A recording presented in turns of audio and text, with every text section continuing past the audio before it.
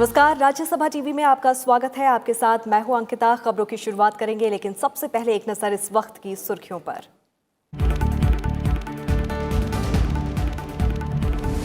चिकित्सा समुदाय को सुरक्षा देने से जुड़े महामारी संशोधन विधेयक को उच्च सदन से मिली मंजूरी। चिकित्सकों, नर्सों और अन्य स्वास्थ्य कर्मियों के साथ दुर्व्यवहार करना होगा गैर जमानती। केंद्रीय स्वास्थ्य मंत्री डॉक्टर हर्षवर्धन ने कहा, एक राष्ट्रीय स्वास्थ्य नीति तैयार करने को लेकर राज्यों के साथ किया जा रहा है विचार विमर्श।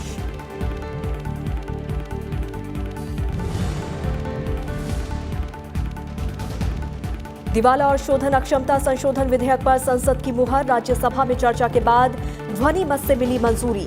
केंद्रीय वित्त मंत्री निर्मला सीतारमण ने कहा, कोरोना महामारी के चलते बनी अभूतपूर्व स्थितियों से निपटने के लिए उठाए गए कई कदम।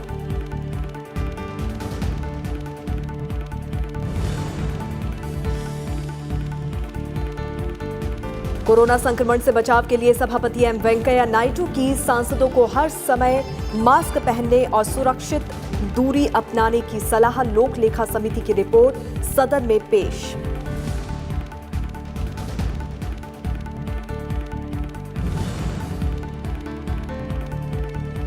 कराधान और अन्य विधियां, कतिपय उपबंधों का संशोधन एवं छूट विधेयक 2020 लोकसभा में चर्चा जारी।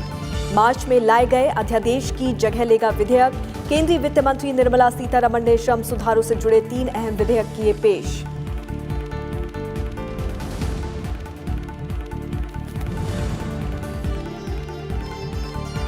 और जम्मू कश्मीर के उपराज्यपाल मनोज सिन्हा ने केंद्र शासित प्रदेश के व्यापारियों के लिए की 1350 करोड़ रुपए के राहत पैकेज की घोषणा। कई सालों से नुकसान झेल रहे व्यवसाय और बीमार उद्योगों को बढ़ावा देना मकसद। पर्यटन समेत विभिन्न क्षेत्रों में बढ़ेंगे रोजगार के अवसर।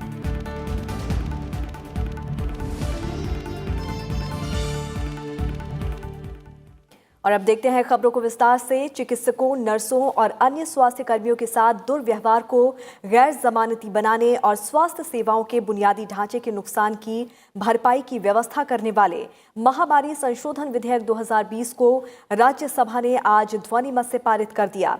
ये विधेयक इस संबंध में जारी किए गए अध्यादेश की जगह लेगा। देश में स्वास्थ्य कर्मियों पर हमला करने और उन्हें नुकसान पहुंचाने वालों के खिलाफ कड़ी कार्रवाई हो रही है। केंद्रीय स्वास्थ्य मंत्री ने कहा कि सरकार चिकित्सक समुदाय की आर्थिक सामाजिक सुरक्षा के लिए प्रतिबद्ध है।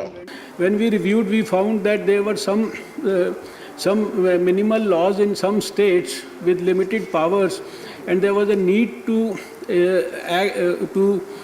add a legislation or a law at the central level which could ensure that there is some sort of a prohibitory mechanism which could put a stop to all these activities. स्वास्थ्य मंत्री ने सदन में बताया कि आत्मनिर्भर भारत अभियान के तहत केंद्र सरकार एक राष्ट्रीय स्वास्थ्य नीति तैयार कर रही है और इस संबंध में राज्यों के साथ विचार विमर्श जारी है।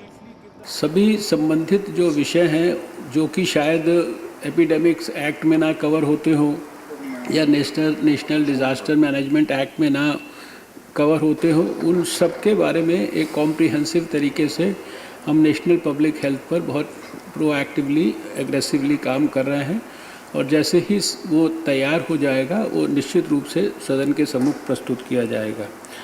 राज्यसभा से पारित महामारी संशोधन विधेयक 2020 में चिकित्सक समुदाय को सुरक्षा देने के पर्याप्त प्रावधान किए गए हैं। साथ ही मारपीट और दुर्व्यवहार को गैर जमानती बनाया गया है। स्वास्थ्य सेवा कर्मी की सुरक्षा और संपत्ति को नुकसान पहुंचाने वाले को दोषी पाए जाने पर 3 महीने से लेकर 5 वर्ष तक की कैद और 50,000 से लेकर 2 लाख रुपए तक का जुर्माना भरना पड़ सकता है। अगर स्वास्थ्य सेवा कर्मी के खिलाफ हिंसक कार्रवाई में गंभीर क्षति पहुंचती है तो दोषी को 6 महीने से 7 वर्ष तक की कैद हो सकती है और 1 लाख से 5 लाख रुपए तक जुर्माना भरना पड़ सकता है। ऐसे मामलों की जांच इंस्पेक्टर रैंक या उससे उच्च रैंक वाले पुलिस अधिकारी करेंगे। जांच का काम 30 दिन में पूरा कर लिया जाएगा। कृति मिश्रा, राज्यसभा टीवी। इससे पहले महामारी संशोधन विधेयक पर चर्चा में भाग लेते हुए विभिन्न दलों के सदस्यों ने अपने विचार रखे। We know that we have ramped up the testing capacities of the country, and today we have more than 1,321 laboratories. but we should have a standardization and institutionalization of protocols required to deal with a pandemic or an epidemic, and both should be very clearly defined. The cases registered under the ordinance will be investigated by a police officer not below the rank of inspector. The investigation must be completed within 30 days from the date of registration of the affair. The inquiry or the trial should be concluded within 1 year. If it is not concluded within 1 year period, the judge must record the reasons for the delay and extend the time period. स्वास्थ्य कर्मियों को साथ लिया गया है तो इसकी सराहना की जानी चाहिए। इसी प्रकार दीपक जलाने को लेकर आपने बात कही, इसी प्रकार सेना ने अगर पुष्प वर्षा की है कोरोना वॉरियर्स को, तो आपको परेशानी क्यों हो रही है भाई? इस बात के लिए सराहना ही की जानी चाहिए। और इस प्रकार का बिल लाकर जैसे सरकार ने संवेदनशीलता दिखाई है, मैं इस बिल का समर्थन करता हूं। I think the government should have thought of a better legislation which would have provided protection to doctors and other personnel not only during the time of the epidemic. There are incidents, no doubt, but in normal circumstances there are even more incidents that we witness against the doctors, and therefore I think the government should have come up with a better legislation. Insolvency और bankruptcy code दूसरा संशोधन विधेयक 2020 यानी कि दिवाला और शोधन अक्षमता संहिता दूसरा संशोधन विधेयक 2020 राज्यसभा में पारित हो गया। विधेयक पर चर्चा का जवाब देते हुए वित्त मंत्री निर्मला सीतारमण ने कहा कि दिवाला और शोधन अक्षमता संहिता संशोधन अध्यादेश कोविड महामारी की वजह से पैदा हुई अभूतपूर्व स्थिति के कारण लाया गया था। उन्होंने कहा कि इसका असर लोगों के साथ ही अर्थव्यवस्था पर भी पड़ा। वित्त मंत्री ने दिवाला और शोधन अक्षमता संहिता का जिक्र करते हुए कहा कि ये अच्छा काम कर रही है और अपने मकसद को पूरा करने में सफल रही है। Section 7 related, which is the financial creditor, 2,789 company cases had been resolved even before they got admitted into the NCLT. And this amount which got disposed in this resolution is 1,96,171 crores. दिवाला और शोधन अक्षमता संहिता 2016 में कंपनियों और व्यक्तियों की insolvency का निपटारा करने की समयबद्ध प्रक्रिया का प्रावधान है। ये विधेयक 2016 के दिवाला और शोधन अक्षमता संहिता में और संशोधन के लिए लाया गया है। विधेयक के जरिए कोरोना महामारी और 25 मार्च से शुरू हुए राष्ट्रव्यापी लॉकडाउन के कारण वित्तीय दबाव में फंसी कंपनियों को राहत दिए जाने के प्रावधान किए गए।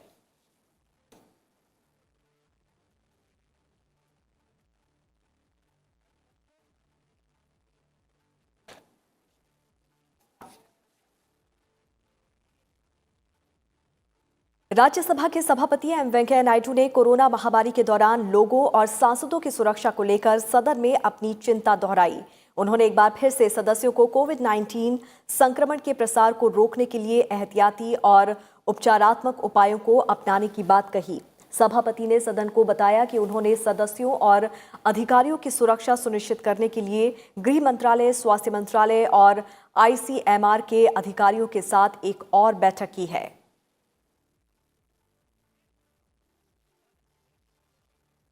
Wearing the mask whenever you meet a person outside your house, including outsiders working in your house. This is very, very important, please. Yeah. Second is safe distance, surakshita dur, whatever you call. That is essential till this Mahamari goes away. Wherever you meet anybody, anytime, this is very, very important. And third one is hygiene, maintain hygiene, washing your hands, cleaning them with Dettol or whatever it is from time to time, and keep yourself free from this any sort of infection.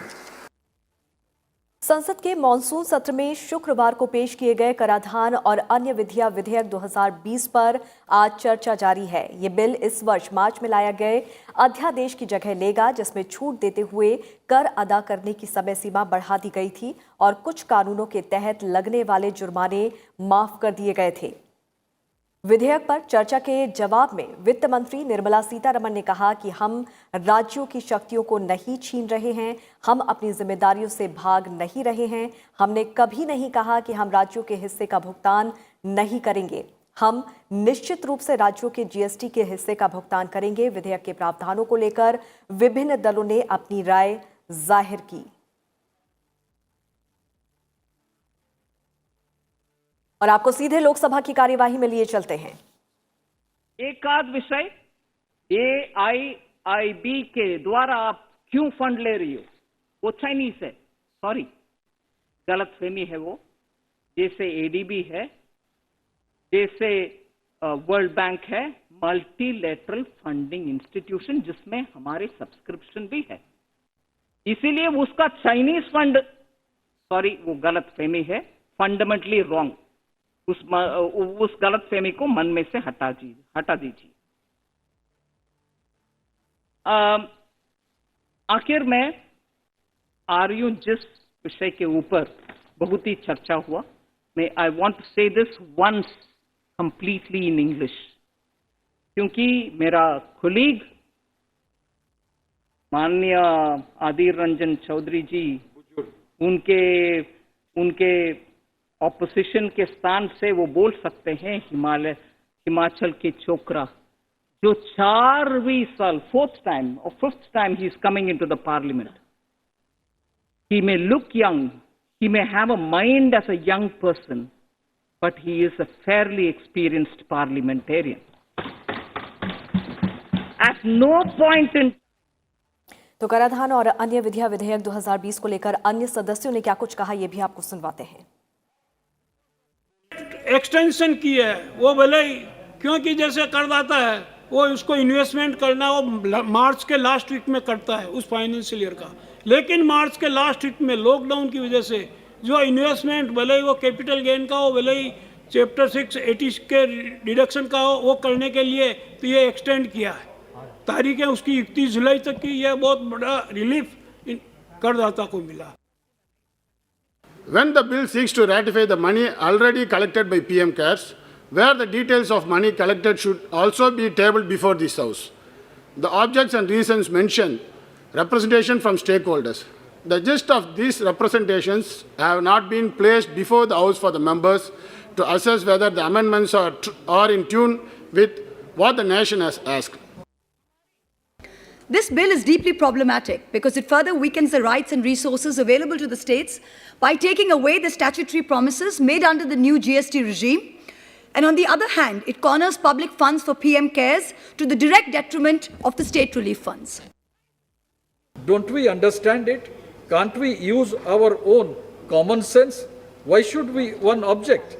All states are being benefited by this fund, and CSR fund is being utilized. And in an emergency situation like this, CSR fund needs to be utilized for this, and I fully support this bill. Thank you. राष्ट्रपति रामनाथ कोविंद ने कहा कि नई शिक्षा नीति की सबसे महत्वपूर्ण बात है समाज के हर वर्ग की भागीदारी और सबका समावेश। नई शिक्षा नीति के सफलतापूर्वक कार्यान्वयन पर कुलाध्यक्षों के सम्मेलन में बोलते हुए राष्ट्रपति ने शिक्षा में टेक्नोलॉजी के इस्तेमाल पर जोर दिया। नई शिक्षा नीति में कई खूबियां हैं, लेकिन इसकी सफलता तभी सुनिश्चित की जा सकती है जब इन खूबियों का फायदा समाज के हर वर्ग तक पहुंचे। कुछ इसी मकसद के साथ विजिटर्स कॉन्फ्रेंस का आगाज हुआ। वीडियो कॉन्फ्रेंसिंग के जरिए हुए इस सम्मेलन में राष्ट्रपति रामनाथ कोविंद ने विश्वास जताया कि नई शिक्षा नीति के जरिए भारत विश्व में अपनी खोई पहचान फिर से बना सकता है, जो कभी प्राचीन समय में हुआ करती थी। उन्होंने शिक्षा को समाज से जोड़ने पर बल दिया। Universities and institutes of higher education should be centers of innovation. They should provide innovative solutions to national and local problems. Community participation and use of local resources should be encouraged for providing solutions to local problems. राष्ट्रपति ने राष्ट्रीय महत्व के संस्थानों, खासकर तकनीकी संस्थानों में छात्राओं की कमी की ओर ध्यान खींचा और इस बारे में कदम उठाने की जरूरत पर बल दिया। नई शिक्षा नीति की सफलता के लिए उन्होंने तकनीक के इस्तेमाल पर जोर दिया। One of the targets of the NEP 2020 is to increase the gross enrollment ratio or GER in higher education to 50% by 2035. Technology can help in achieving this target. Greater use of online facilities will also help overcome problems of shortage of faculty and other resources. Educational institutions should develop very good portals and apps to provide e-learning, e-library and other digital facilities. जाने माने शिक्षाविद और नई शिक्षा नीति का प्रारूप तैयार करने वाली कमेटी के चेयरमैन प्रोफेसर के कस्तूरीरंगन ने भी शिक्षा में तकनीक के इस्तेमाल के फायदों पर प्रकाश डाला। उन्होंने कहा कि इससे शिक्षण में आने वाली रुकावटों से बचा जा सकता है। उन्होंने विभिन्न संस्थानों की सुविधाओं को साझा करने पर भी जोर दिया। We should have means of sharing the resources from multiple institutions. How do you try to facilitate it through an institutional mechanism is something that is extremely important, and in a sense restructuring to some extent with respect to clustering the various institutions. सम्मेलन के अंत में प्रतिभागियों का धन्यवाद देते हुए केंद्रीय शिक्षा मंत्री रमेश पोखरियाल निशंक ने कहा कि उनका विभाग शिक्षकों के प्रशिक्षण पर खास ध्यान दे रहा है। हम इस बात को सहमत हैं कि यदि हमारा अध्यापक सशक्त नहीं होगा, पीछे के समय में यूजीसी ने बहुत सारे नए अध्यापकों के प्रशिक्षण और उनकी क्षमताओं का विकास और अद्यतन जानकारियों से उनको विज्ञ कराने का जो लगातार वो किया है, और उसी के आधार पर जिस तरीके से प्रोत्साहित करेंगे हम प्राध्यापक को उनकी पदोन्नति से लेकर के उनके विभिन्न आयामों में, तो निश्चित रूप में मुझे भरोसा है कि जो ये तंत्र है इस क्षेत्र में भी हम बहुत आगे बढ़ेंगे। इस सम्मेलन में राष्ट्रपति रामनाथ कोविंद और केंद्रीय शिक्षा मंत्री रमेश पोखरियाल निशंक के अलावा यूजीसी के चेयरमैन डीपी सिंह, केंद्रीय विश्वविद्यालयों के कुलपतियों, आईआईटी, एनआईटी और एनआईडी जैसे संस्थानों के निदेशकों ने भी हिस्सा लिया। Bureau report, Rajya Sabha TV. केंद्र सरकार ने केंद्र शासित प्रदेश जम्मू कश्मीर के लिए 1350 करोड़ रुपए के आर्थिक पैकेज की घोषणा की है। जम्मू कश्मीर के उपराज्यपाल मनोज सिन्हा ने आज इसकी घोषणा करते हुए कहा कि इससे प्रदेश में रोजगार के अवसर बढ़ेंगे। जम्मू कश्मीर के उपराज्यपाल मनोज सिन्हा ने एक प्रेस वार्ता में आर्थिक पैकेज की घोषणा करते हुए कहा कि इसका उद्देश्य नवगठित केंद्र शासित प्रदेश में कई वर्षों से नुकसान झेल रहे व्यवसाय और बीमार उद्योगों को बढ़ावा देना है। ये पैकेज आत्मनिर्भर भारत के लाभों और सरकार द्वारा व्यापारी वर्ग को दी गई राहत के अतिरिक्त है। मनोज सिन्हा ने कहा कि चालू वित्त वर्ष में 6 महीने तक बिना किसी शर्त के प्रत्येक कर्ज लेने वाले को 5% ब्याज सबवेंशन देने का निर्णय लिया गया है। इससे रोजगार सृजन में बड़ी राहत और मदद मिलेगी। स्मॉल स्केल इंडस्ट्री हो, मीडियम हो, बड़ी इंडस्ट्री हो, जिसने जो भी बारोवर है बिजनेस से रिलेटेड, ट्रेड से रिलेटेड, इंडस्ट्री से रिलेटेड, उसको 5% इंटरेस्ट सबवेंशन हम दे रहे हैं। कोई डिस्क्रिमिनेटरी क्राइटेरिया हमने नहीं रखी और इसमें कुल 950 करोड़ रुपए जम्मू कश्मीर यूटी का प्रशासन डायरेक्ट सीधे मदद कर रहा है।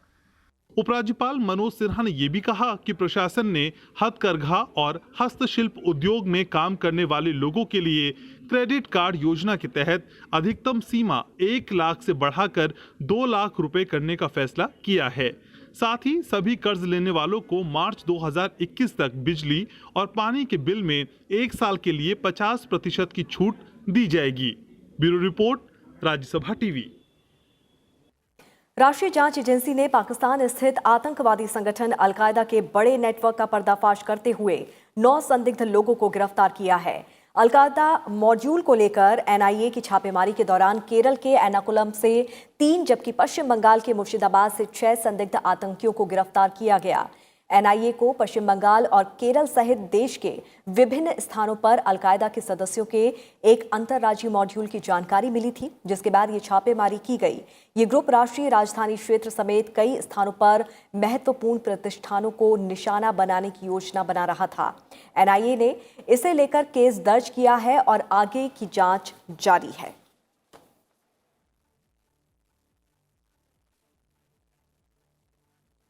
देश में पहली बार पिछले 24 घंटे में कोविड-19 से स्वस्थ होने वालों का आंकड़ा 95,000 के पार पहुंच चुका है। इस तरह देश में अब तक 42 लाख से अधिक कोरोना संक्रमित मरीज स्वस्थ हो चुके हैं। साथ ही रिकवरी रेट बढ़कर 79.28% हो गया है।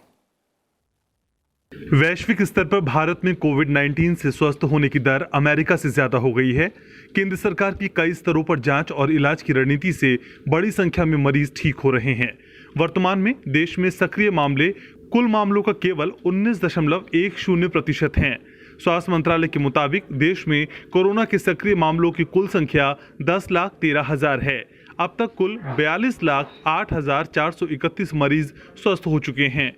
स्वस्थ हुए नए मामलों में से करीब 60% 5 राज्यों महाराष्ट्र, तमिलनाडु, आंध्र प्रदेश, कर्नाटक और उत्तर प्रदेश से बताए गए हैं। वहीं देश में कोविड से मृत्यु की दर केवल 1.61% है, जो विश्व में सबसे कम है। पिछले 24 घंटे में 1,247 मरीजों की मौत हुई है, जिससे मरने वालों की संख्या बढ़कर 85,619 हो गई है। स्वास्थ्य मंत्रालय के मुताबिक पिछले 24 घंटे में 93,337 नए मामले सामने आए हैं। ICMR के मुताबिक पिछले 24 घंटे में 8,81,000 से अधिक नमूनों की जांच की गई है। इसके साथ ही टेस्टिंग की कुल संख्या 6,24,00,000 से अधिक हो गई है। इस बीच केंद्रीय गृह मंत्रालय ने कहा कि ऑक्सीजन आवश्यक स्वास्थ्य वस्तु है और इसकी निर्बाध आपूर्ति में किसी तरह की पाबंदी नहीं लगाई जा सकती है। केंद्रीय गृह सचिव अजय भल्ला ने राज्यों और केंद्र शासित प्रदेशों के मुख्य सचिवों को पत्र लिखकर कहा कि कुछ राज्य विभिन्न नियमों और कानूनों का हवाला देकर उनके यहाँ बनाई जा रही मेडिकल ऑक्सीजन की दूसरे राज्यों में आपूर्ति में बाधा डाल रहे हैं। उन्होंने जोर देकर कहा कि सभी राज्यों को ये सुनिश्चित करना होगा कि मेडिकल ऑक्सीजन की एक राज्य से दूसरे राज्य में आपूर्ति में किसी तरह की बाधा नहीं आए। Bureau report, Rajya Sabha TV. संयुक्त राष्ट्र में भारत के स्थायी प्रतिनिधि TS तिरुमूर्ति ने संयुक्त राष्ट्र महासभा के 75वें सत्र के बारे में कहा कि इस बार का सत्र कई तरीकों से ऐतिहासिक होगा। उन्होंने कहा कि सोमवार से शुरू होने वाले इस डिजिटल सत्र के 2 बहस में प्रधानमंत्री नरेंद्र मोदी शिरकत करेंगे। तिरुमूर्ति ने कहा कि पहली बहस एक सामान्य बहस है, जहां पर प्रधानमंत्री राष्ट्रीय वक्तव्य रखेंगे, तो वहीं सोमवार को संयुक्त राष्ट्र के 75वें सत्र की शुरुआत को लेकर दूसरी बहस एवं महत्वपूर्ण बैठकें होंगी। उन्होंने कहा कि इस दौरान प्रधानमंत्री का संबोधन निश्चित रूप से भारत की भागीदारी का मुख्य आकर्षण होगा। TS तिरुमूर्ति ने कहा कि विदेश मंत्री S जयशंकर भी संयुक्त राष्ट्र महासभा की तर्ज पर होने वाली कुछ मंत्री स्तरीय बैठकों में भाग लेंगे और महत्वपूर्ण मुद्दों पर चर्चा करेंगे। इसके अलावा 30 सितंबर को होने वाली संयुक्त राष्ट्र की पहली बायोडायवर्सिटी समिट में भारत की तरफ से पर्यावरण मंत्री प्रकाश जावड़ेकर हिस्सा लेंगे। 1 अक्टूबर को महिलाओं और बच्चियों के अधिकारों पर होने वाले सम्मेलन में भारत की ओर से महिला और बाल कल्याण मंत्री स्मृति ईरानी हिस्सा लेंगी। 2 अक्टूबर को संयुक्त राष्ट्र परमाणु हथियारों को पूरी तरह खत्म किए जाने के उद्देश्य से अंतर्राष्ट्रीय दिवस का आयोजन कर रहा है और इस मौके पर विदेश सचिव हर्षवर्धन श्रृंगला भारत का दृष्टिकोण रखेंगे। This time the UN General Assembly will be historic and in more than one way. As far as India is concerned, the highlight will be the participation of Prime Minister Modi in the 2 debates in the high-level segments starting on Monday. The first is, of course, the general debate where he will deliver our national statement. The other is the high-level plenary meeting to commemorate the 75th anniversary of the United Nations on Monday. His address will certainly be the highlight of our participation in the UN General Assembly. Bharat के 8 समुद्र तटों की प्रतिष्ठित अंतर्राष्ट्रीय eco label blue flag प्रमाण पत्र के लिए सिफारिश की गई है। अंतर्राष्ट्रीय सागर तट स्वच्छता दिवस पर केंद्रीय पर्यावरण, वन और जलवायु मंत्रालय ने प्रमुख पर्यावरणविदों और वैज्ञानिकों के एक स्वतंत्र राष्ट्रीय जूरी के निर्णय के बाद ये सिफारिश की है। भारत के 8 समुद्री तट जल्द ही विश्व के सबसे स्वच्छ सागर तटों में शुमार हो सकते हैं। केंद्रीय पर्यावरण मंत्री प्रकाश जावड़ेकर ने गुजरात की शिवराजपुर तट, दमन और दीव के घोघला तट, कर्नाटक के कासरकोड बीच और पदुबिद्री बीच, केरल के कप्पड़ बीच, आंध्र प्रदेश के ऋषिकोंडा बीच, ओडिशा के गोल्डन बीच और अंडमान एवं निकोबार द्वीप समूह के राधानगर बीच को ब्लू फ्लैग प्रमाण पत्र देने की सिफारिश की है। केंद्रीय पर्यावरण मंत्री प्रकाश जावड़ेकर ने एक वीडियो संदेश में कहा कि सरकार देश भर के सागर तटों को स्वच्छ बनाने के लिए प्रतिबद्ध है। स्वच्छ सागर तट स्वच्छ पर्यावरण का प्रमाण है। जावड़ेकर ने कहा कि भारत ने अपने इको लेबल बीम्स का शुभारंभ I am saving my beach hashtag के साथ किया है। Clean beaches are testimony to the good environment on the in the coastal area. This is very important, otherwise the problem of marine litter and many other problems of spill in oil and everything causes disturbances to the aquatic life. प्रधानमंत्री नरेंद्र मोदी ने पिछले साल तमिलनाडु के ममल्लापुरम में समुद्र तट से कचरा उठाकर लोगों को समुद्री तटों को स्वच्छ रखने का संदेश दिया था। इसके बाद कई एनजीओ और बुद्धिजीवी सामने आए और उन्होंने इस मुहिम को आगे बढ़ाते हुए प्रधानमंत्री के इस संदेश का प्रसार किया। Bureau report, Rajya Sabha TV.